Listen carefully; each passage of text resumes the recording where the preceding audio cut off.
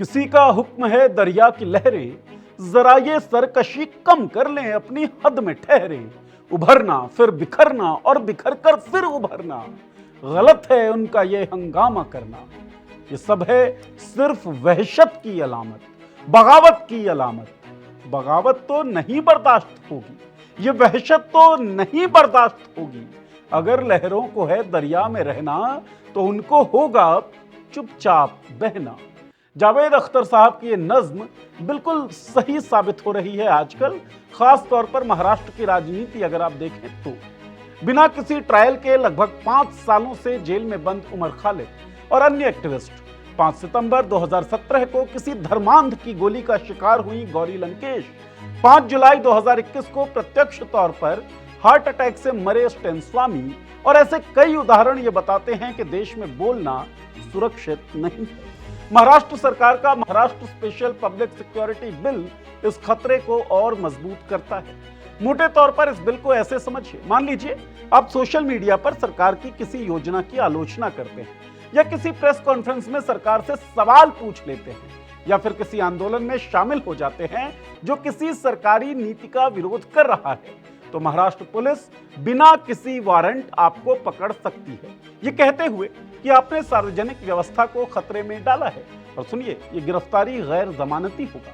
महाराष्ट्र सरकार Maharashtra special public security bill urban नक्सलों से निपटने के लिए लाई है। और अर्बन नक्सलिज्म की जो परिभाषा इस कानून में दी गई, वो इतनी लंबी चौड़ी है कि कोई भी असहमति, विरोध या सवाल को अवैध ठहरा सकती है। अगर कोई बोलकर, लिखकर, पोस्टर बनाकर या इशारों के जरिए अपनी असहमति जताता है, तो उसे भी इस कानून का उल्लंघन माना जा सकता है। इतना ही नहीं, अगर कोई सरकारी संस्था की आलोचना करता है या उसे चुनौती देता है, तो भी ये कानून उसके खिलाफ चल सकता है। यानी अब विरोध प्रदर्शन, नारेबाजी, मीडिया रिपोर्टिंग या मानवाधिकार पर लिखना, ये सब अपराध हो सकता है। तो सवाल ये है, इस बिल का असली मकसद है क्या? क्या ये कानून वाकई दुर्दांत अपराधियों से निपटने के लिए है, या फिर इसका असली मकसद उन लोगों को डराना है जो सरकार से सवाल करते हैं? क्या ये कानून लोगों की सुरक्षा के लिए है, या फिर लोगों की सुरक्षा के नाम पर लोगों को डरा कर चुप करवाने के लिए है? और आखिर ये अर्बन नक्सल कौन है जिनके लिए महाराष्ट्र सरकार स्पेशल कानून लेकर आ रही है? न्यूज दैट मैटर्स के इस एपिसोड में बात महाराष्ट्र सरकार के इस कानून पर।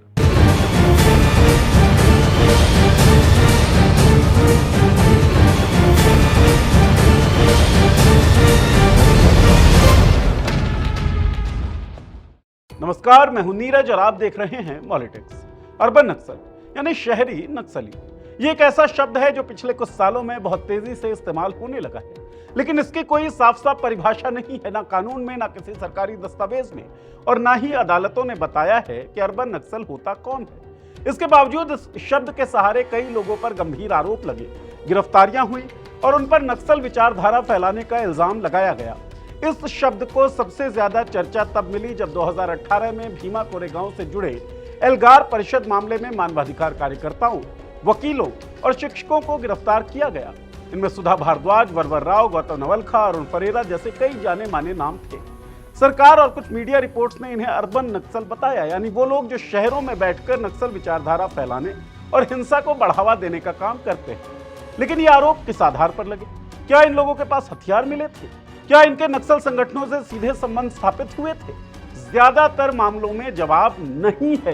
दरअसल अर्बन नक्सल शब्द एक तरह से एक आरोप बन गया है, जिसे ज्यादातर उन व्यक्तियों पर लगाया जाता है जो सरकार की नीतियों से असहमत हो, गरीबों, आदिवासियों या मजदूरों के हक में आवाज उठाएं, या फिर पुलिस और सत्ता की ज्यादती पर सवाल करें। यानी ये शब्द धीरे धीरे एक विचारधारा से नहीं बल्कि असहमति से जुड़ता चला गया। यही कारण है कि इस शब्द का जो असर है वो ज्यादातर प्रचार और धारणा बनाने पर आधारित है, ना कि किसी ठोस कानून या परिभाषा पर। जब कोई आवाज सत्ता के खिलाफ उठती है, तब अर्बन नक्सल कहकर उस आवाज को संदिग्ध बना दिया जाता है।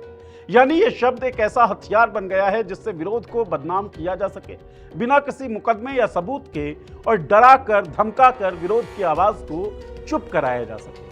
अब महाराष्ट्र सरकार इसी अर्बन नक्सल शब्द को कानूनी अमली जामा पहनाने जा रही है, Maharashtra special public security bill के नाम पर। यह कानून महाराष्ट्र विधानसभा और विधान परिषद में पास हो गया है और आखिरी मंजूरी के लिए राज्यपाल के पास भेजा जा चुका है। इस कानून के मसौदे को सबसे पहले 2024 के मानसून सत्र में पेश किया गया था, लेकिन सत्र स्थगित होने के कारण पास नहीं हो सका। इसके बाद दिसंबर 2024 के शीतकालीन सत्र में दोबारा लाया गया, जहां नागरिक संगठनों और विपक्षी दलों की तीखी आलोचना के चलते इसे विधानमंडल की संयुक्त चयन समिति को भेज दिया गया। समिति को इस कानून पर 12,000 से ज्यादा सुझाव और आपत्तियां मिली, लेकिन जब इसे जुलाई 2025 में फिर से विधानसभा में लाया गया तो उनमें से केवल 3 बदलाव किए गए।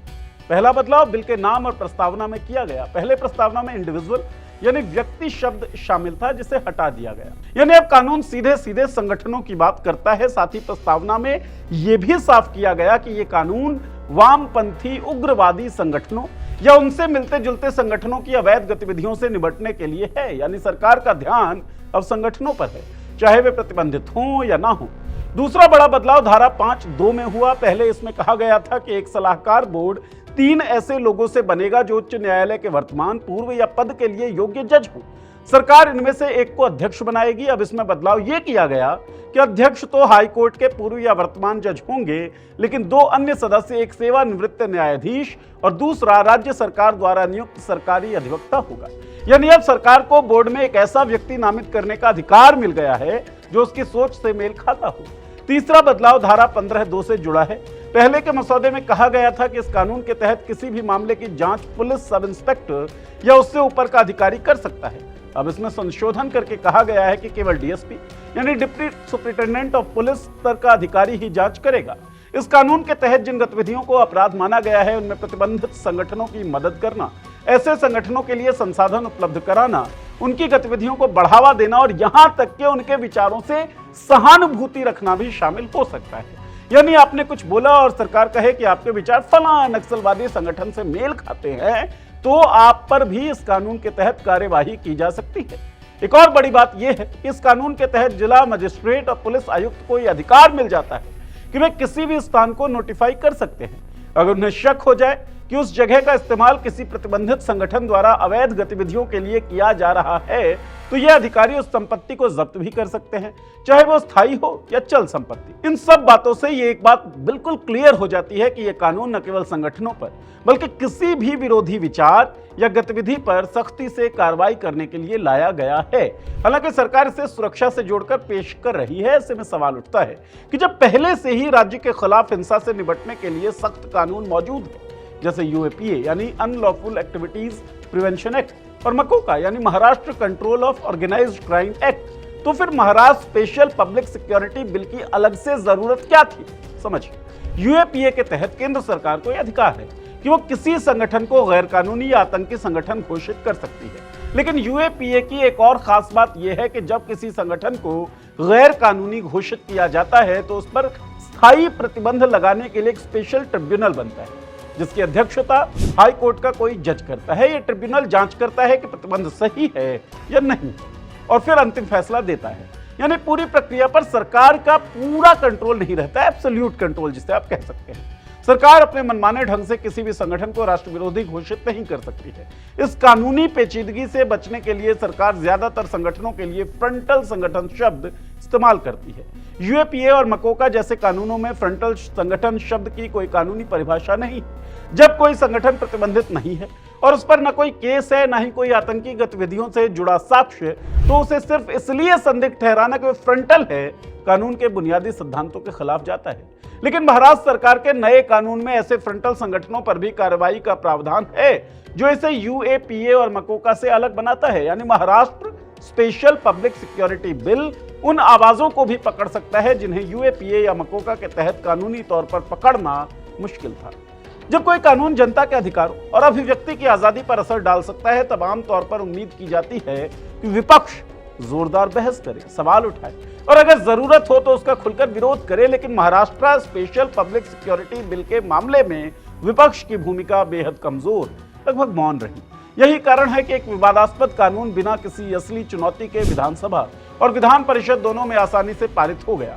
महाराष्ट्र विधानसभा में कुल 288 सदस्य हैं। इनमें से 230 विधायक भाजपा नेतृत्व वाली महायुति गठबंधन के हैं। यानी सरकार को सदन में प्रचंड बहुमत हासिल है। इसी ताकत के दम पर वो किसी भी विधेयक को पारित करा सकती है और ठीक वैसा ही हुआ। यह बहुमत इतना निर्णायक है कि विपक्ष अगर पूरी तरह एकजुट होकर विरोध करता तब भी कानून रुकने की कोई संभावना नहीं थी। लेकिन सवाल ये नहीं कि विधेयक रुका या नहीं रुका, सवाल यह है कि क्या विपक्ष ने सही मायनों में इसका विरोध किया। संयुक्त चयन समिति में विपक्ष के कई वरिष्ठ नेता शामिल थे। कांग्रेस से नाना पटोले, विजय वडेट्टीवार, सतेज पाटिल, एनसीपी शरद पवार गुट से जितेंद्र आह्वाड़, शशिकांत शिंदे और शिवसेना उद्धव ठाकरे गुट से अंबादास दानवे व भास्कर जाधव। ये सभी नेता इस विधेयक के मसौदे को गहराई से पढ़ चुके थे, सुझाव भी दिए थे। लेकिन जब बिल को अंतिम रूप में विधानसभा में पेश किया गया तो उनके सुझावों को शामिल नहीं किया गया। एनसीपी नेता जयंत पाटिल ने टाइम्स ऑफ इंडिया को दिए इंटरव्यू में कहा कि विपक्ष को वादा किया गया था कि उनके सुझाव बिल में जोड़े जाएंगे। इस भरोसे पर विपक्ष ने कोई असहमति नोट नहीं दिया, लेकिन जब बिल पेश हुआ तो उन सुझावों को शामिल ही नहीं किया गया। यानी विपक्ष को भरोसे में तो लिया गया, लेकिन उनकी बातों को अंत में नजरअंदाज कर दिया गया। विधानसभा में जब बिल पारित हुआ तब सीपीआईएम के विधायक विनोद निकोले अकेले ऐसे जनप्रतिनिधि थे जिन्होंने खुलकर असहमति जताई। इनके अलावा ना ही कांग्रेस, ना एनसीपी, ना शिवसेना का कोई विधायक सदन में इस कानून के खिलाफ खड़ा दिखा। हालांकि जब विधान परिषद में गया तो वहां विपक्ष ने औपचारिक तौर पर विरोध दर्ज करते हुए वॉकआउट किया और एक विरोध नोट भी सौंपा। कुल मिलाकर बात यह है कि महाराष्ट्र सरकार जो कानून लेकर आई है उसका मकसद जितना सुरक्षा बताया जा रहा है, असल में उससे ज्यादा खतरा वो असहमति, विरोध और बोलने की आजादी के लिए बन सकता है। ऐसे समय में जब देश में पहले से ही यूएपीए और मकोका जैसे कड़े कानून मौजूद हैं, एक और कानून जिसकी परिभाषा में हर विरोध उल्लंघन बन जाए वो सवाल पैदा करता है। क्या विरोध करना, सवाल पूछना, आंदोलन में शामिल होना, यहां तक कि सोशल मीडिया पर पोस्ट लिखना भी सरकार के लिए खतरा बनता जा रहा है। लोकतंत्र का मतलब सिर्फ चुनाव नहीं होता। लोकतंत्र का मतलब है बोलने का हक, असहमति का अधिकार और सत्ता से सवाल पूछने की आजादी। अगर कोई कानून इन चीजों को कमजोर करता है तो उसे सुरक्षा का नाम देने से वो सही नहीं हो जाता, बल्कि सोचना यह पड़ेगा कि इस तरह का कानून लाया क्यों जा रहा है। लाया जा रहा है नागरिकों को कमजोर करने के लिए, और नागरिकों के कमजोर होने से होगा क्या? नागरिकों के कमजोर होने से कमजोर हो जाएगा लोकतंत्र, जहां लोगों का शासन है सैद्धांतिक रूप से। आपको क्या लगता है, इस तरह का कानून देश में होना चाहिए या नहीं होना चाहिए? इस तरह के कानून का इंपैक्ट क्या पड़ सकता है आपकी जिंदगियों पर, लोकतंत्र पर, डेमोक्रेसी पर? अपनी राय इस वीडियो के कमेंट बॉक्स में लिखकर हमें जरूर बताएं। इस चैनल को सब्सक्राइब कर लें, बेल का आइकन दबाएं ताकि हमारे वीडियोस की नोटिफिकेशंस आपको मिलती रहे। शुक्रिया।